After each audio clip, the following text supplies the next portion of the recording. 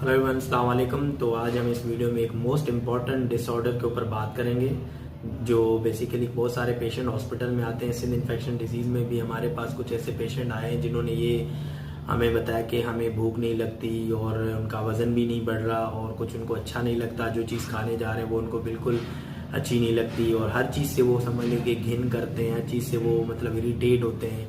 तो इस बेसिकली बीमारी को क्या नाम है और ये है क्या चीज़?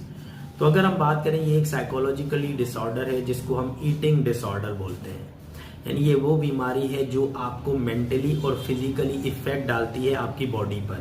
यानी जब आपको ईटिंग डिसऑर्डर डिजीज लगेगी और ये सीरियस कंडीशन है, सीरियस हेल्थ कंडीशन है जो इंसान के इफेक्ट डालती है उसके मेंटली और फिजिकली लेवल पे। ठीक है, जब आप मेंटली और फिजिकली इफेक्टेड हो जाते हो तो आपकी बॉडी क्या करती है, कोई चीज़ खाना छोड़ देती है।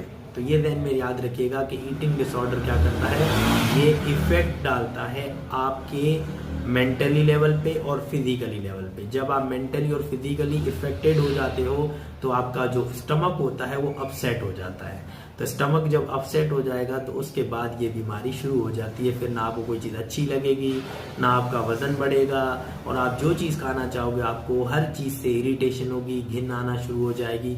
तो that is also be called the symptoms of this disease and causes of this disease. ये जहन में याद रखिएगा कि इस डिजीज के जो कॉजेज हैं वो बेसिकली है कि ये आपके अंदर एक इफेक्ट पैदा कर देता है जिसकी वजह से आप अपने ऊपर फोकस करना शुरू कर देते हो। क्योंकि कुछ लोगों की आदत होती है जो आईने में बार बार देखते हैं मेरा वजन नहीं बढ़ रहा, मतलब खाते हैं फिर वजन चेक करते हैं, खाते हैं फिर ये चीज चेक करते हैं। तो इसको ईटिंग डिसऑर्डर बोला जाता है। यानी कुछ लोग खाकर फिर अपने आप को चेक करते हैं इस चीज का मुझ पर क्या असर हुआ।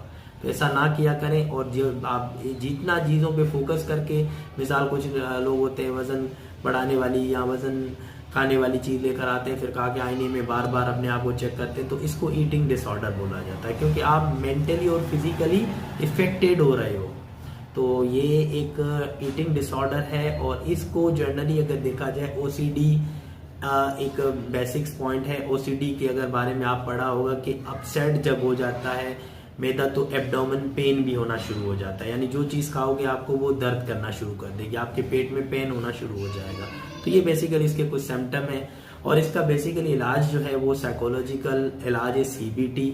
सीबीटी का मकसद होता है कॉन्जुगेटेड बिहेवियर थेरेपी करवाई जाती है और दूसरा होता है आईपीटी। ये दो थेरेपी होती हैं, उसके बाद ही जाकर आप इस डिसऑर्डर से बच सकते हो। तो जहन में याद रखिएगा कि आप जितना सोच कर खाओगे तो ये बीमारी आपको